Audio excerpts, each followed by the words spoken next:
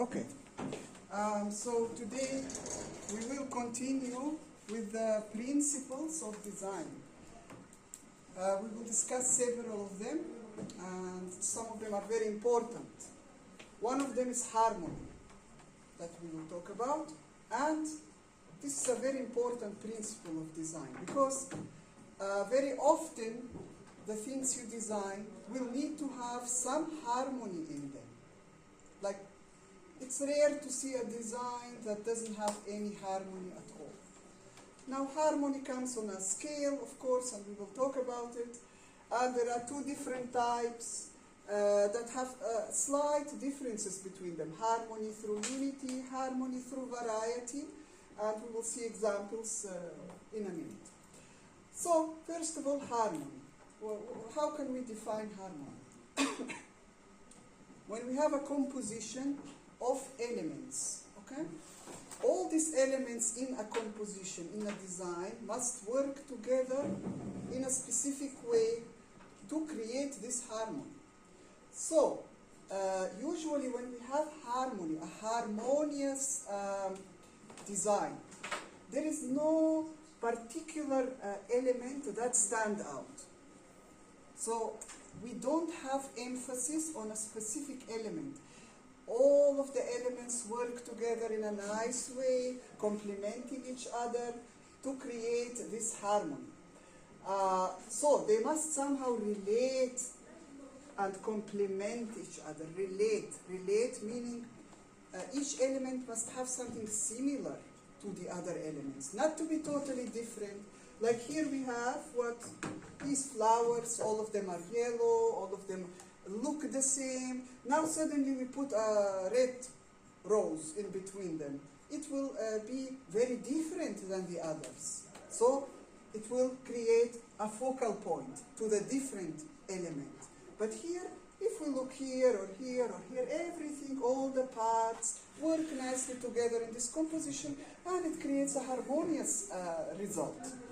So, harmony, to create also harmony, we need to have some type of repetition. So to have repetition helps. Repetition in lines, repetition with shapes, with colors. So there must be some repetition to give us the feeling of harmony. Like here we have repetition of these flowers. We also have repetition of the colors. Okay?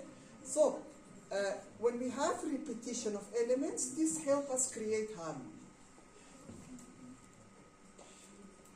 Now, when we say harmony with unity, okay?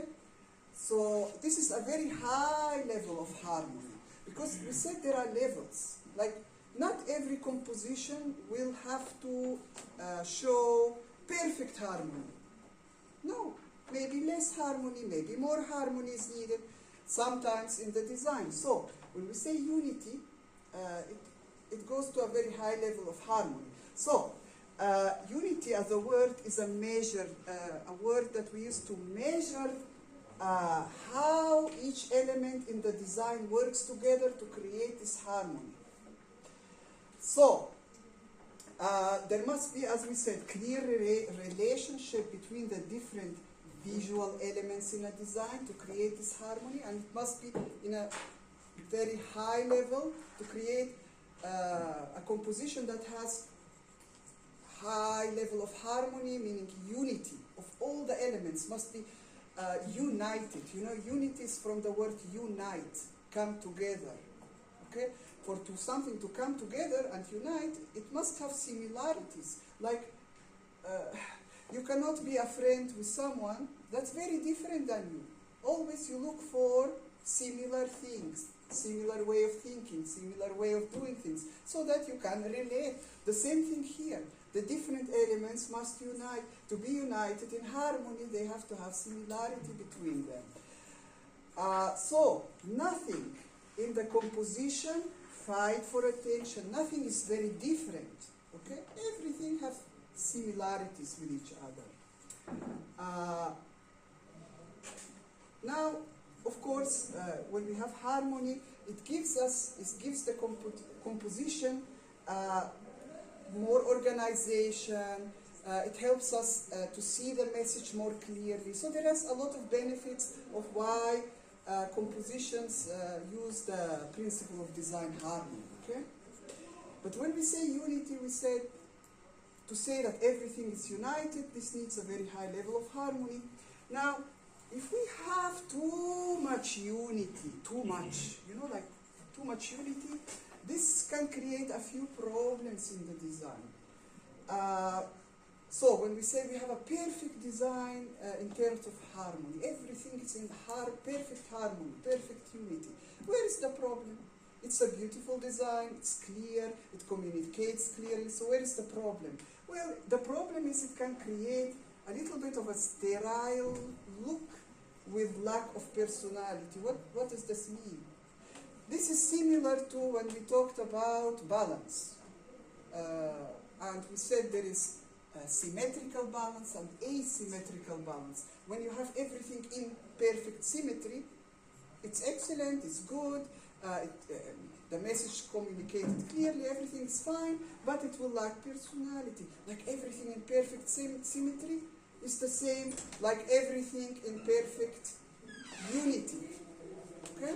So when we have too much perfection, sometimes it becomes not so good in the design. Because it's nice to have some elements of interest, some personality, and to have this personality in the design, you need to break the symmetry. You need to get out of the symmetry. You need to get out of perfect unity. So not everything in perfection means it's excellent. It can create problems. It can make a design look a little boring or lack personality. Now, this is extreme. So, perfect unity. Now, if we go to the other extreme, no unity, what will happen? We have a problem also. We have a cluttered and confusing looking design. Cluttered, meaning there is a lot of elements and we don't see the organization, we don't understand, it's very confusing to look at, not comfortable, all of these things because of the lack of unity. Meaning the harmony go very low in this design. So it will, viewers, the one who view the design will get confused, will get distracted, and not see the message correctly. Okay? So too much is not very good, and too little harmony is not very good. Okay? So you need to have this balance in the composition. So, we already talked about this, how all the elements, unity in the design happens when all the parts, the different elements work together in a composition, and they are ruled, related, meaning have something similar, by one idea. So, if we look at this composition, where is the one idea here? Well, what do we see? What elements of design? We see lines. And if you notice closely, all the lines have curves. So all of the lines are curved. The colors, we have several colors, but as you can see, there is repetition. So repetition of lines, repetition of colors. Repetition help us make something, a composition, look harmonious. So we have repetition of two elements, lines, colors. Now, what if I come and I put a straight line here? This straight line will look out of harmony. It is very different, like a black straight line here, for example. So, it's not related by this idea of these colors, these lines are all curves. If I put a straight line, it's not related to them, it's very different. So, it's one idea, one theme. Must rule the composition for you to say, yes, it's in harmony. Nothing stands out. You see, if you look here or here or here, it's a calm composition, nothing stands out. Now, harmony is a very important principle of design for this also, to create consistency of style in the design. And we mentioned this word before, consistency of style. Because other principles of design, when we apply them, they also help us create consistency of style. When we talked about maybe repetition. I don't remember which one, but other principles of design, depending on how you combine and use them, can also create consistency of style. Harmony, very important. So what is, again, consistency of style? If we have designs that consist of several pages, like booklets, magazines, reports, even some brochures, so several pages. So you must have consistency of style. To do this, you need to have repetition. Repetition. So harmony needs repetition, right? So if I open a book, for example, or a booklet you designed, the first page, for example, you used red color, the second green, the third blue. So this is no consistency of the element color. This creates a confusion. Your lines, your shapes, the background grid must be the same on all the pages. If you put the title in a specific place here, in a specific style, and then on the next page I see a different color, a different style, a different font type or size used, this breaks the consistency of style, and this creates a confusing design. So when we have several pages, this belongs to one design. All of these pages, 10, 20, 30 pages, belong to one whole, one unit, one design. So the theme must be the same. You cannot change the theme. On one page, one theme, on another page, another theme. Okay? So harmony is very important for this consistency of style in design. Now, sometimes you have one page only and you still need consistency of style. I cannot have here in the upper area of a poster one style and down here another style. Like I cannot use here a font type and here another font type, or 2 or 3 or 5 font types, colors. So everything needs to be consistent in style. Most of the designs need to be in this way, okay? So harmony helps us in this regard. Here are more examples. Now we can see, because we have two different types, one is perfect unity, the other with a little bit of variety, harmony with a little bit of variety. So let us look here, what do we have? So if we look at this example here, this example creates harmony with high level of unity. Because all of the elements, we can see repetition, they're the same, like even if we see they're the same size even, the colors are the same, everything the same. It's like very high level of unity here in the design. Now, when we look at this one, this composition, we have also repetition. Triangles get repeated all over. Okay, the colors, we have several colors here, but also we have repetition of the colors. Now we have a little bit difference here. Like we have some squares, but the square is made out of two triangles, so in a way it's repetition, but we have squares and triangles. Okay, this is a little bit of difference, variety. Because we have several colors, this creates a bit of variety, but there is harmony. Where is the harmony? Everything is united by one theme. Nothing stands out. When I look at this area, similar to this area, similar to this, so nothing is really like taking our attention. Everything is in perfect harmony, but there is a few elements that have variety. So it's not like all the same size, the same color, but with variety. So we can have harmony with total unity and a variety. Here we have variety also. We have repetition of certain elements, shapes, but we can see some changes in the colors. So this is a little bit variety here. Here the same, we have repetition of certain elements, but there is slight change in the color, but it's still in harmony. This is also in harmony. Everything has similar importance. Nothing is more important. Here, what do we have? Lines. Repetition of curved lines. Repeat. The colors are also similar. We don't have sharp contrast. Like we don't have, for example, cold and warm colors next to each other, very sharp, contrasting, something to stand out. No, everything flows nicely in harmony. Here also, what do we have here?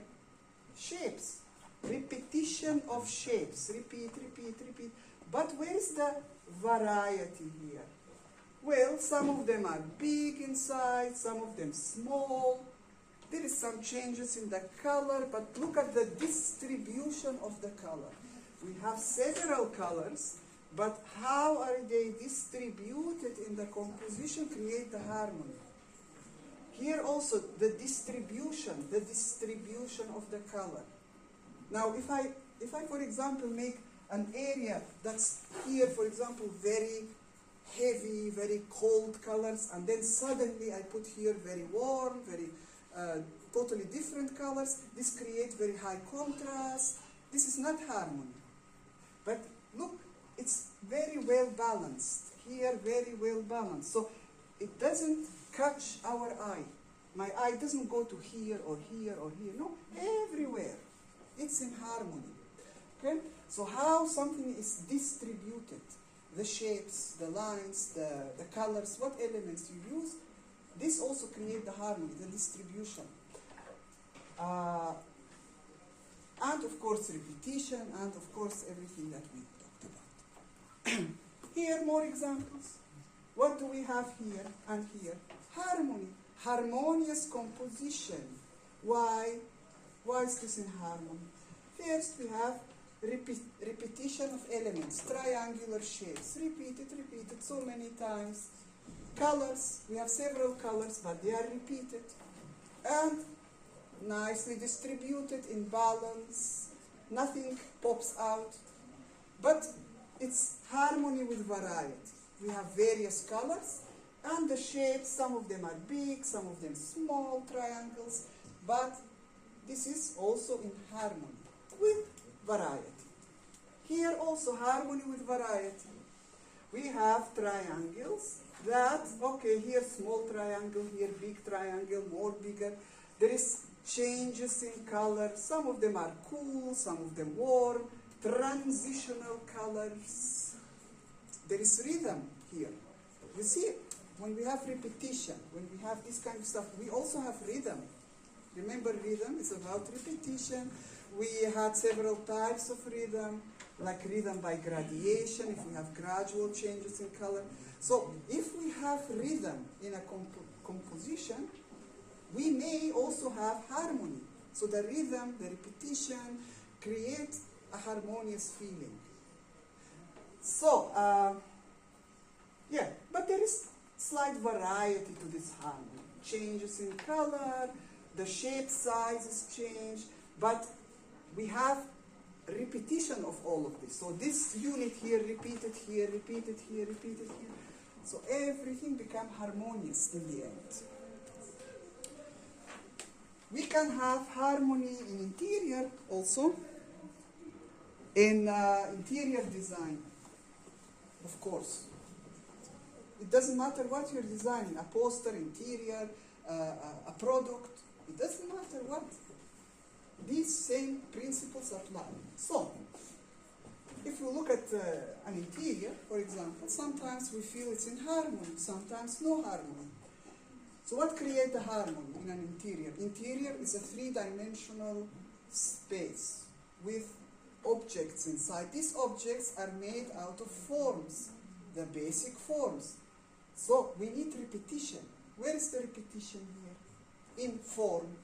We have forms. These objects are forms, made out of the simple basic forms. Well, forms and shapes actually.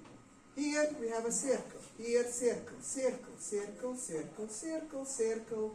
We have squares, squares, squares, square. So we have repetition of shapes, repetition of forms. This creates, in a way, harmony. In addition, we have colors. So here we see light brown, here dark brown, here medium brown, all kinds of similar colors repeated throughout. If here is dark brown, we see also here dark brown, here light brown, here light brown. So it's kind of nicely balanced, the whole interior. This creates a harmonious environment. Now, here also, the colors are nicely balanced, repetition of shapes, of forms. Now, there is also something else. When we talk about real design, like real design, 3D interior. This is something you use. This product is real. You know, if I touch this chair, it's a real design. Okay? So what do we have also here? Materials, texture. So you can create harmony using combination of materials. It's not only about shapes, forms, colors, this kind of stuff. No. It's the material. Like, for example, what material you use here? This is wood, and here you use wood, for example. This and here, so repetition of material can create unity. But let's say all this room is made out of wood. Only this table we make out of plastic. For example, this will create what? No harmony. Because everything is in a certain material, but this is very different. So all our attention go here. Why this is plastic when everything is in wood? So it drives our attention to it. It makes a spot of interest, of focus, that create this harmony. It's not wrong, not wrong. This is correct, and this way of design is correct. It depends on the purpose. It depends on what am I designing and for what purpose, okay? So, do I want it in harmony? If I want it in harmony, we need repetition also of materials. And sometimes, what combination of materials you use? Like, for example, maybe this chair is made out of maybe wood, maybe metal together. This table also maybe a combination of glass, of wood, of metal. So, how you combine materials, this also can contribute to the harmony or destroy the harmony. So if I here combine, let's say, glass with metal, with wood, and nowhere else in the room we have this kind of combination, this also creates, this is something very different than the rest. So how you use materials, even texture, where you put what texture. This can contribute or destroy harmony. So be careful with this. Even in graphic design, if you deal only with paper, for example, 2D surfaces, paper, but even the paper have different feel to it. Some of them are glossy, some of them matte, some of them semi-matte, some of them... So not all paper is this. This is Fabriano, very different than another type of paper. So, again, we have, this is all one material, but the feel, the texture of it is different. So how you combine? Maybe I make a booklet, the front cover is a glossy paper, inside pages are matte. Does this with this work together? Does it create harmony or disharmony? So be careful of materials. This is my point here. Here is a quick example of harmony with unity, with variety. So where is the variety here? Just a quick and easy explanation. Here we have, in this composition, circles. Repetition of circles. Okay. Where is the variety here? All of the circles, first of all, are the same size. Just the variety in the color. Here, all have the same color, but the variety is in the size. Some big, some small circles. So, this is in harmony, this is in harmony, just with some variety. I can even combine both of them. Like I can make a composition that is harmonious, that have changes in color and changes in size, and still be in harmony. Okay? More harmony examples. Here, very high level of harmony with unity. It's very united.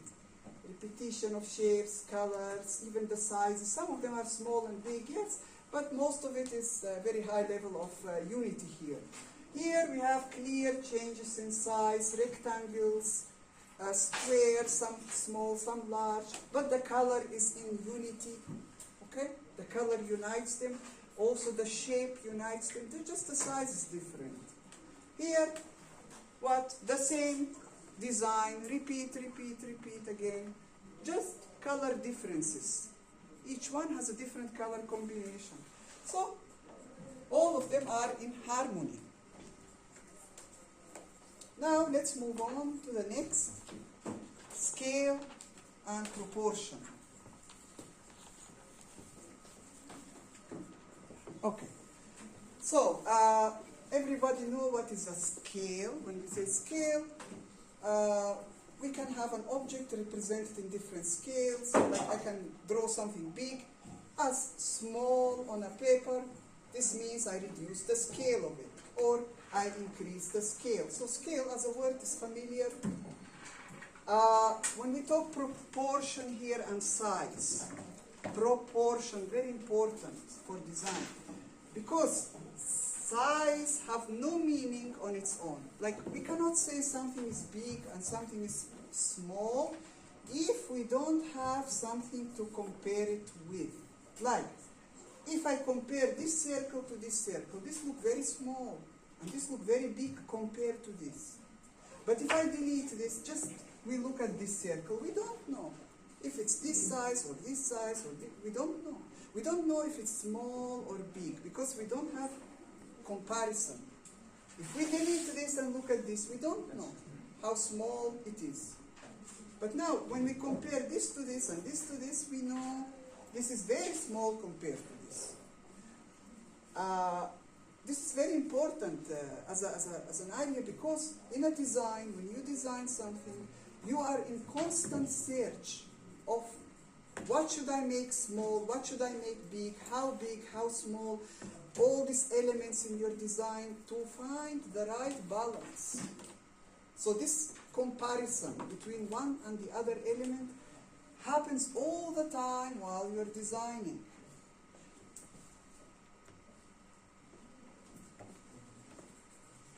So, more examples. So here we have this composition, for example. Now this head looks very big compared to this human. We can say that this is very big because we compare it. We have comparison here. Okay? But if we delete this human and we just look at the head, we don't know if it's small or large. We have no idea at all about its size. So size have no meaning if we don't compare it to another element. This we know it's very tall, but now, oh, what happened here? You know, like when we compare this with this looks so big. It's like unnatural. So, but on its own we don't know. So we need comparison, always. If this is a composition in a design now, we have this circle here, which looks very big compared to this. This looks medium between those two. But if we delete one of them, we don't know about the other. On its own, we cannot judge size. We have always comparison to compare with.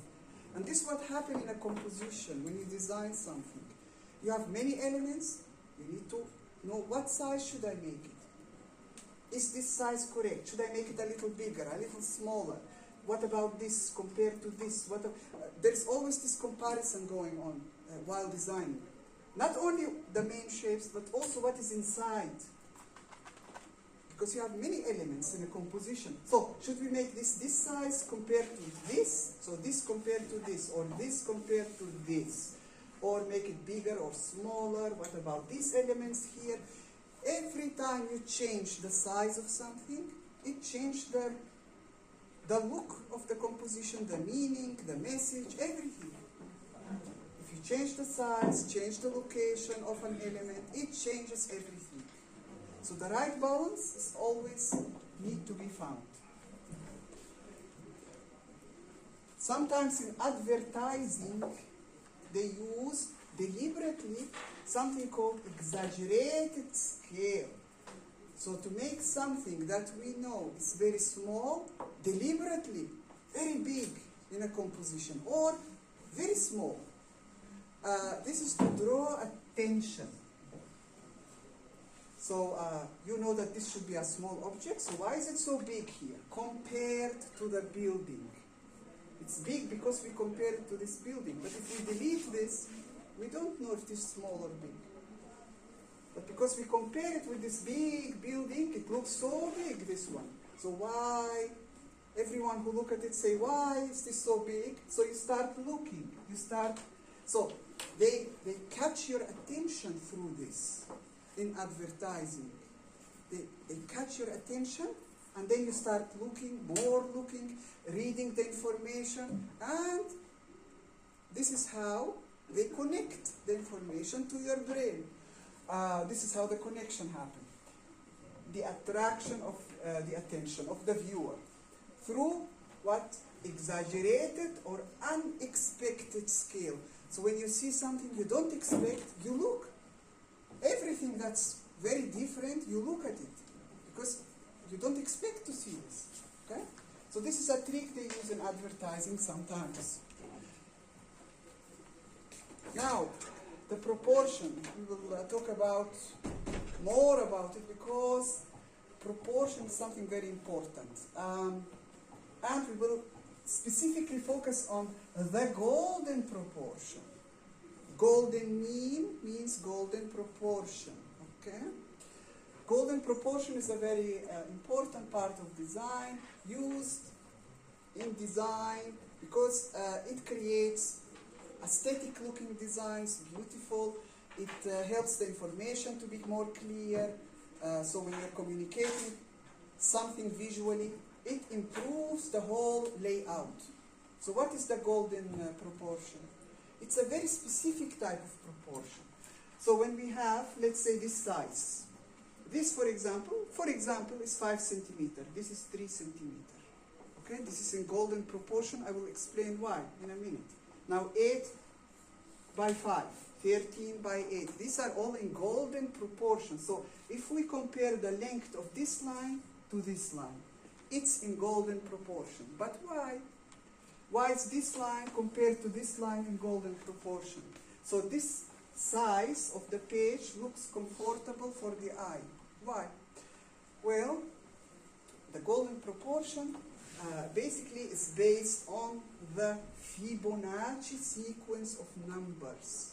So there is a sequence of numbers that are in golden proportion. So how? What are these numbers? Every two numbers, you see every two numbers you put together. 5 plus 3 equals 8. 8 plus 5 equals 13. 13 plus 8 equals 21. And it can go on and on and on. Another thing.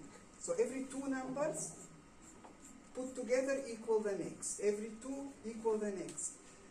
And where is the golden proportion here also? If you divide, let's say I divide 8 by 5, or 13 by 8, or 21 by 13, divide, okay? I get also one number, one specific number, that is very close to 1.6. So, 89 divided by 55, 1.6. 21 divided by 13, 1.6. 8 divided by 5, 1.6. Everything go back to this 1.6. This is what creates the golden proportion. Let us see here. So it's based basically on the number pi. This Fibonacci sequence creates the number pi. Okay? And this is the 1.6 we're talking about, the very important here number. So if we look at these lines, for example, here, line A is 1.6 times bigger than line B. Line B is 1.6 times bigger than line C. And when you put line C plus line B equal line A, so two previous numbers equal the next. Dividing equal 1.6. Why is this so important?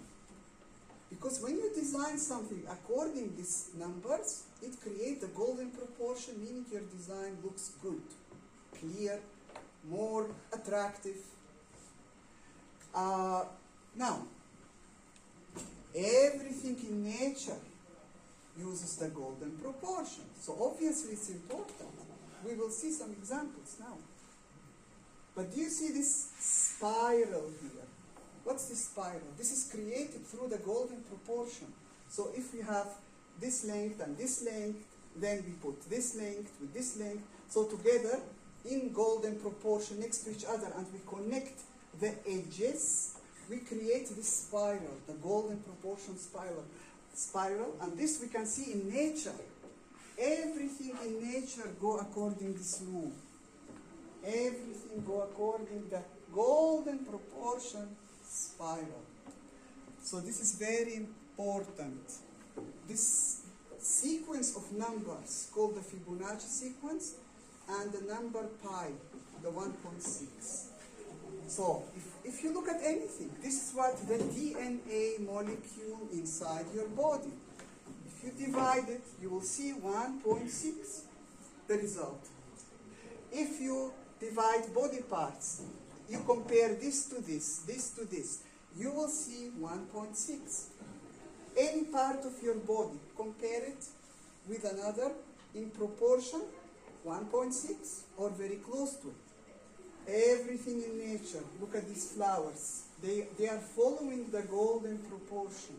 So when you turn a natural object into a geometric object, you will find mathematical rules in it. So everything is designed. And we see the golden mean in a lot of the natural world. Okay? Everything follows this. So this is not a curved line, or let's say an organic line. It is, but the geometry of it is in golden proportion. It follows a rule. Okay? Fibonacci sequence of numbers. So this is not random.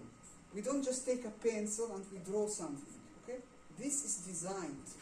This is designed. This is designed. Everything designed according to something.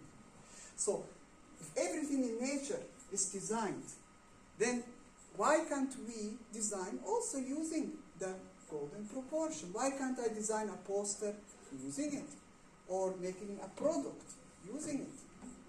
Or designing an interior using the golden proportion? Why not?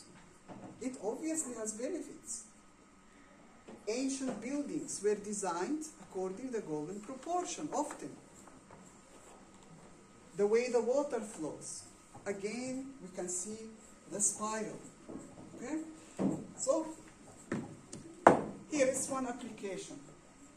A design, a website, using the application of the golden proportion.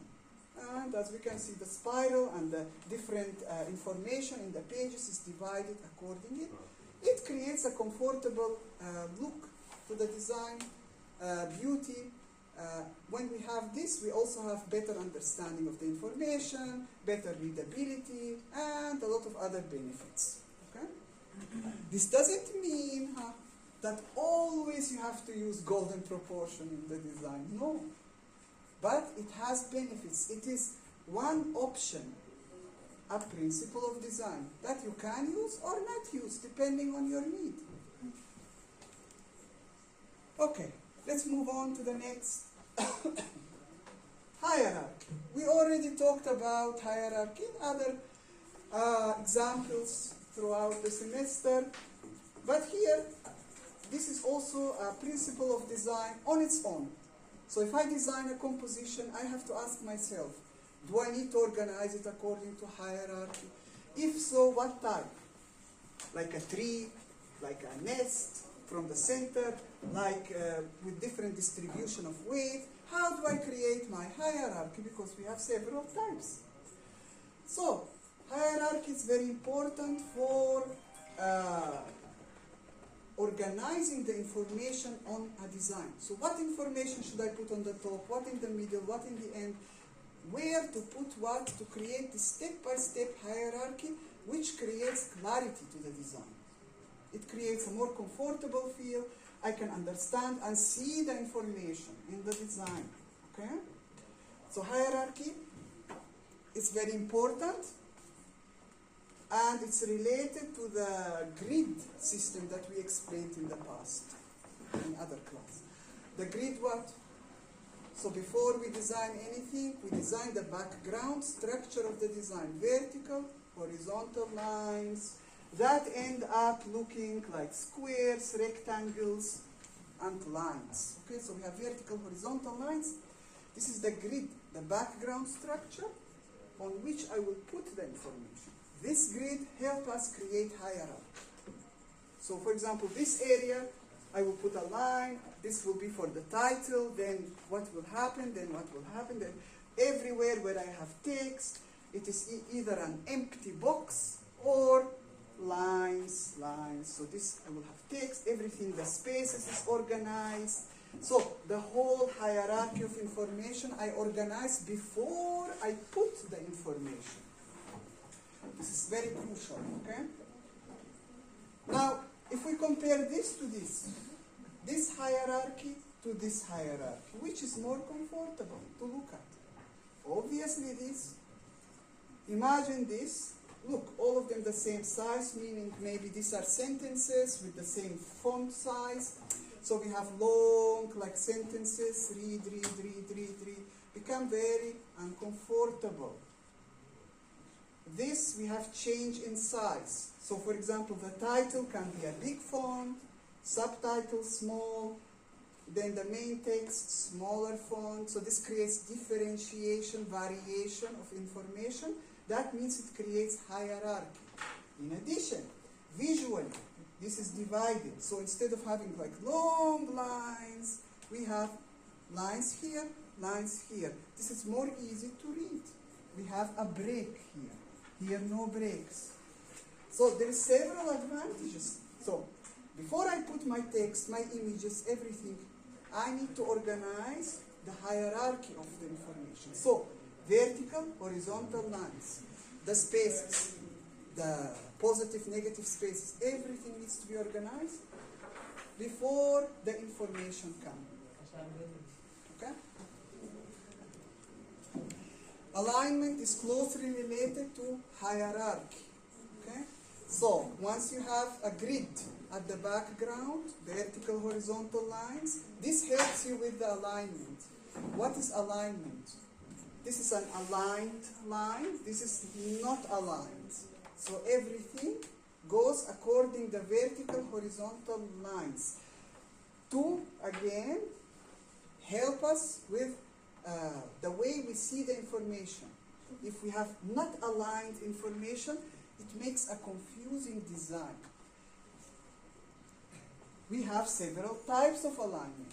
Centralized, horizontal, vertical, in an edge. So there are several types of alignments. But look, there is lines, horizontal, vertical.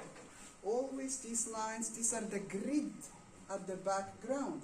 So the grid helps us align our items. If you notice here, let's go back. Is this aligned or not? So if we take here a line, oh, this is perfectly aligned. Look at this. This is aligned with this. This aligned with this. This aligned with this. This aligned with this. So there is perfect alignment because this is a grid at the background. Okay? Look at these examples. This here aligned, this not aligned. This aligned, composition, this not aligned. So what's the problem? The problem is if you look at a not aligned composition, you start noticing the mistakes. I start thinking, why did you put this picture, for example, here, you leave this space. Why? Why not align? Why this is not aligned with this? Why? So I start looking at all these mistakes, and I don't care about your information, the message. I don't care because there are so many distracting elements in your design. It's not aligned. So this is very irritating and confusing for the viewer. And believe it or not, when you start doing your booklet in this class for one of the projects, it will need to be aligned.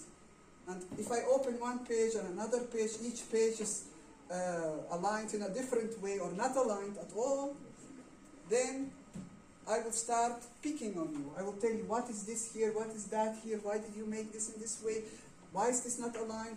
So I will not read what you say, because it's so distracting. It's distracting. While this is comfortable to look at, the focus is only on the information. Alignment and structure and the background structure, very important in every design. So please, when I talk about this thing, later it will need to be applied in the projects, okay, and in future classes. We are not just discussing things that will be forgotten. When we say alignment must be in a design, that means it must be, because as you can see, the difference. So, be very careful about this. So here we have examples of grids, vertical, horizontal line, that help you with the alignment. So if this grid system is for this, for example, poster or magazine page, so everything is aligned. So if I see this photo with this photo, aligned. This, for example, photo, where is the alignment? It comes exactly in the center here. This text aligned with this. Nothing comes out, goes in a chaotic way. So these lines help me. The grid system. So if I put a photo here, another photo here, I know perfectly that these two are aligned. But if you don't have a grid system, you don't have these vertical, horizontal lines, you start putting, let me put text here, let me put my photo here, like, without a grid, it's very easy to cause misalignment. It's very easy. Alignment is important in every kind of design, even real designs. Like what is this? Some kind of a device? Like this? What's this? A remote? Should this be aligned? What is this? Like, what do we see here? We see a forms, element of design form combinations with other forms and shapes. We see circles, squares, rectangles here. We have element of design color, okay. But are these aligned? So is this according a grid? Yes, everything is according a grid. Everything is aligned with something. Okay? So if you buy a device and some element is not aligned in the way it should be, you will think, what the hell is going on? You know, this must be a mistake or something. Nobody wants to buy a design that is not aligned, because it creates confusion. So everything is, as you can see, in center, aligned perfectly with each other, every element. So, real products, 2D graphic design, basically designs, compositions, everything needs to have a grid at the background. Last thing that we will talk about today is just a summary of the application of elements and principles of design in 3D products. Because most of the designs that you design are going to be used. Yes, some designs you only look at, but most designs, especially if you're an interior designer or product designer, we will be able to touch the stuff, to use the stuff, okay? So, this is like a summary. Of course, I've given so many examples until now. Like this example, also real products that need alignment, for example. But this is just a summary to put everything together. So, when we have 2D surfaces, like surface of a paper, okay? We start any design with lines and the basic shapes. We can have only lines for the background grid, for example, vertical, horizontal lines, and for example, basic shapes, circles, squares, triangles. And after that, decide, do we need color, do we need other elements of design to complete. When we have 3D design, we have the same things, but 3D forms, not shapes, forms. So for example, the circle become a sphere, the square become a cube, okay? But whether we design 2D or 3D, the same step-by-step process. It starts with the simple things. Okay. Now when we look at this table, how it started its design? With a cube or a cuboid shape, because it's a 3D object. So the drawing started this way. The details later. Notice what we see here. Today we discussed what? Harmony. So do we have harmony in this design? Because this is now a 3D design. Do we have harmony or not? We have harmony here. Why? Where? Well, because we have repeating elements. What elements repeating? Rectangle, rectangle, big rectangle, small rectangle. Okay, these are also rectangular in shape. These. So we have a lot of repetition of rectangles, different sizes. So we have harmony with variety here. We have repetition of color. Brown here, okay? So all of this as a unit, okay, is in harmony, this design. It doesn't matter what we discuss, a poster or a table or a chair. We can discuss it in the same way. So do we have harmony here or not? Look at the elements of design used. Look at this one. What's this? Headphone, okay? Look at its shape. What is it made of? The basic elements of design. Like half circle. This what, like half circles? Okay, so we have repetition here of circles. That's what I see, okay? We have repetition of certain colors. We have repetition of material.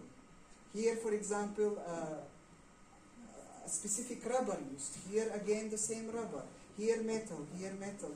So we have repetition of colors, repetition of shapes, repetition of material. We have harmony, it's in harmony. But what will happen if we take this and we make it square?